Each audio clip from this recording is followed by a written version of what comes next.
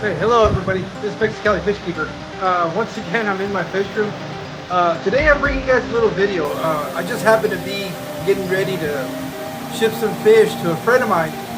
And even though there's been a lot of videos done on how to ship stuff, I just want to show you how I do it and kind of break it down what the process is. So if you're here with me today, I'll go ahead and show you through the steps that I do to get the fish ready to get shipped out and how I set up the boxes for them.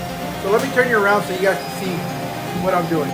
Alright, so what we got here is your standard flat rate, medium size box for the boat house. This is right here. This is the medium size one. And this is just a standard box. This actually will be only the second time that I've ever shipped fish. The first time I did it, I have to admit that I didn't set the box up. I actually recycled the box from Misfit Reptiles and Aquatics from Brennan, who had sent me some long fin buckles that I had won in one of his giveaways. And what I did, I basically took his idea and broke it down.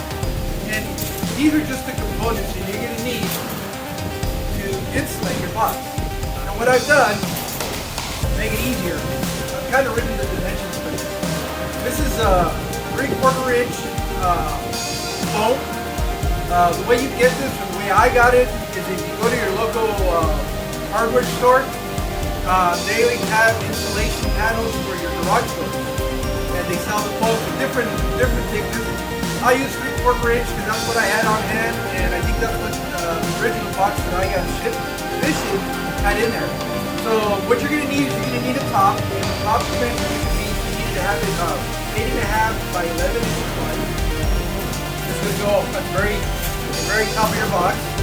You're going to need two long side panels, like these right here. And you need, I cut these at 3.25 by 4.5 inches. The reason 4.5 inches, even though the box is a little bit taller, you need to take into account that you got 3/4 inch from the lid that's going to go on top of it. So again, two of these, 10 3/4 by 4.5 inches. You're going to need the short side panels. And when I put this together, you'll be able to see it and understand what it is that I'm talking about. These are 7 inches by 4.5. Again, I'm taking for consideration the lid that's going to go on top of this. And I need two of those. And the bottom, you're going to need a 7 inch by 9.5, and this is going to fit within the panels. And I'll show you right now exactly what I'm talking about.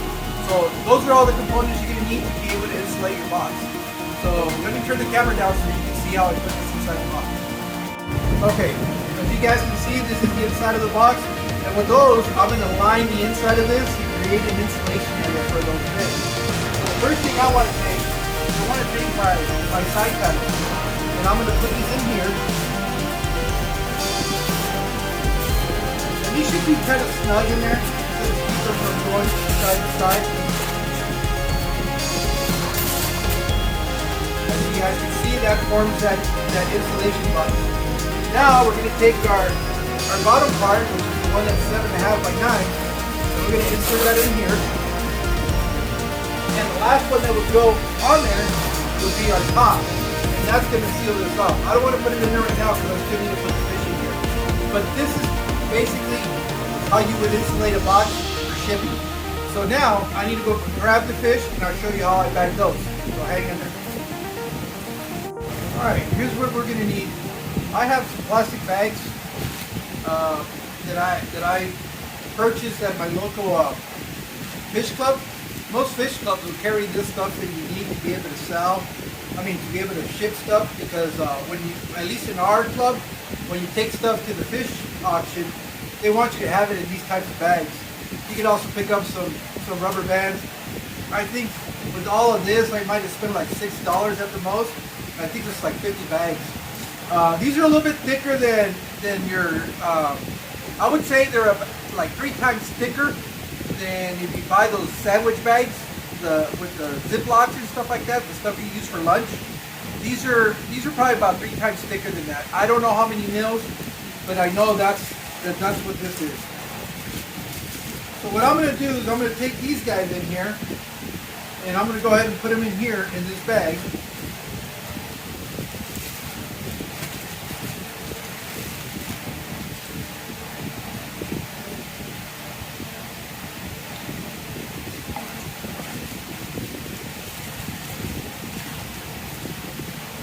And I'll probably add a little bit more water to it, just because.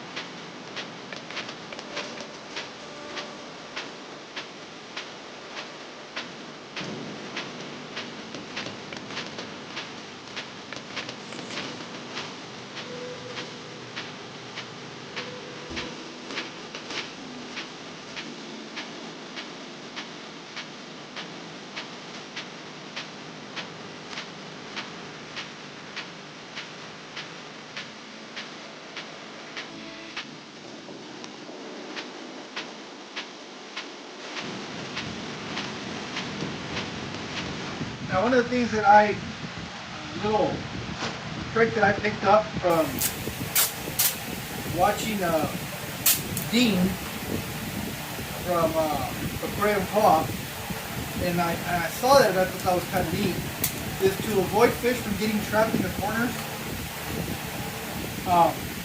He likes to tape off these edges right here. So all you do is you take some tape and tape it on its side. And now you don't have any corners where the fish can get trapped at.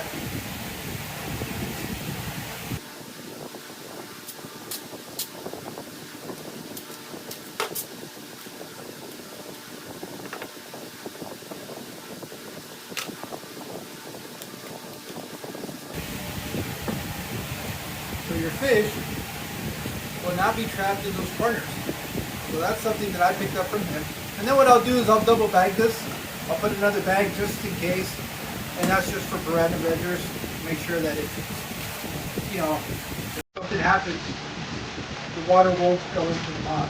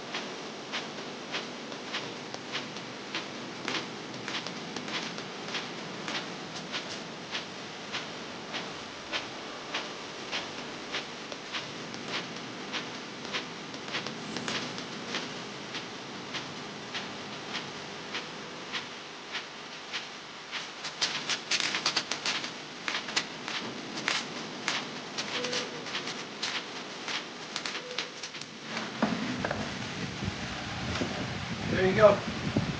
Now I can put this in the box.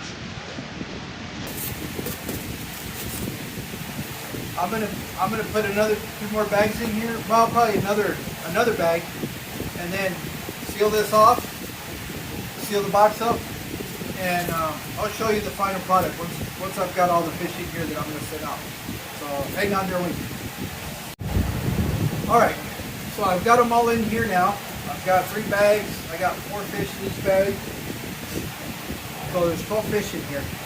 And all I'm going to do now is go ahead and seal this up. One of the things you need to be cognizant of is where you're going to ship them.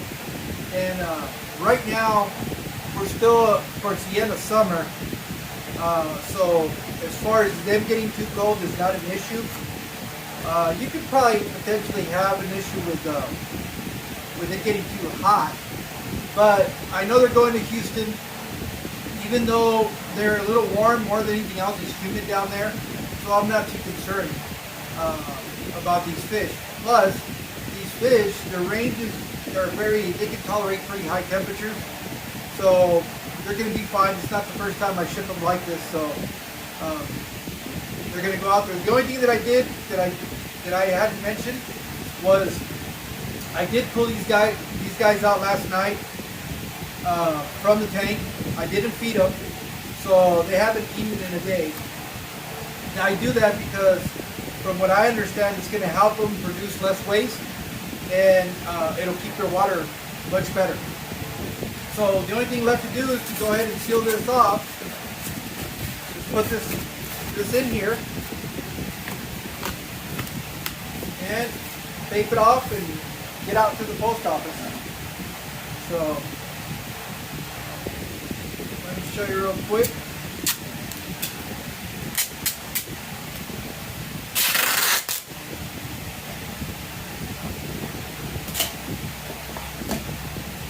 I like to be a little redundant, in case you haven't noticed. And so I'll just give it one pass here and one on the opposite side, just to make sure this box isn't fly open.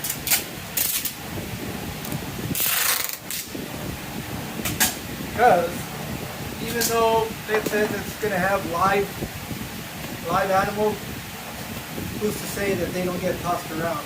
But they're all pretty secured and they're ready to go. So now all I need to do is go up to the post office and send this off to its recipient. So hope you guys enjoyed this and you guys were able to learn something from this. And that's pretty much what I do. Hopefully whoever gets them will do an unboxing and see how they got there. Other than that, thank you for being here. See you guys next time.